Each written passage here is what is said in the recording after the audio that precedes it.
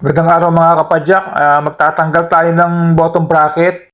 Square taper ito at gagamit tayo ng special tools na bottom bracket remover. At saka bottom bracket puller. Kailangan may mga tools tayong ganito para hindi tayo mahirapan magtanggal. Matatanggal yan. Gagamit lang tayo ng parang paet, pupukpukin natin. Tapos magkakabungi-bungi yan tulad na nangyari sa akin. So yung mga palo ko, gasgas. So alloy. Tapos dito sa pedal, sa mga baguhan, pakanan pala tanggal nito. Pahigpit, ha? Ito, sa mga pedal, ha? Sa mga baguhan, yung mga nagko-confuse pa, ha? Yung repressing lang, ha? Ito, tanggalin natin yan. Ayan. Prior po sa pagtanggal natin, kung maaari, ibabad natin ng oil sa magdamag para lumambot na siya. Yun. O yan, matatanggalan natin yung crankset, yung bottom bracket na lang. Sa bottom bracket, gumamit ako ng yabi tubo dyan. So, ginamit ko 2x2. Wala yabi tubo. Tigas kasi. Mas maigi kasi mahaba talaga siya. Yan na, subukan natin. Ayun! So pumitik na. Pumitik na siya. Ayos. So ginamit ko yabi tubo. O yan. Bigyan na siya, o. O magaan na siya, o. Matigas pa rin, o. Pag maiksi kasi matigas, eh. O.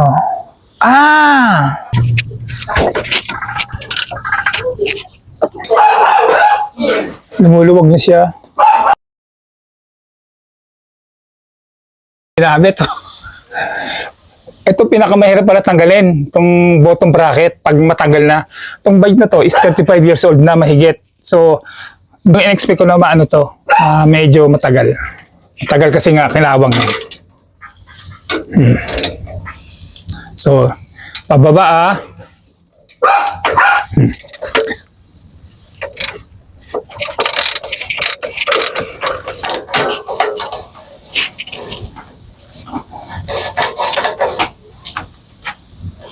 sabihin, clockwise siya.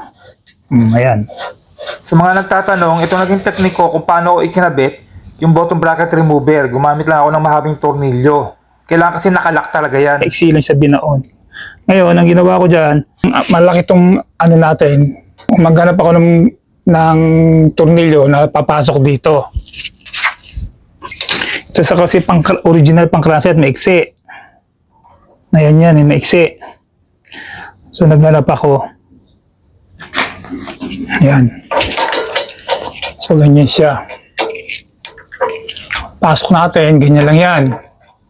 Pag ginanyan nyo yan, dumadaples.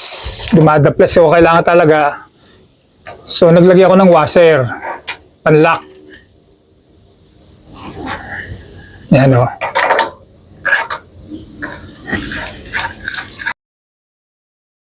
Pag may-measure naman ng bottom bracket, gamit lang tayo ng caliper, tapos sukatin lang natin yung dulo sa dulo. Kung walang caliper, gamit lang tayo ng metro, tapos convert lang natin sa millimeter.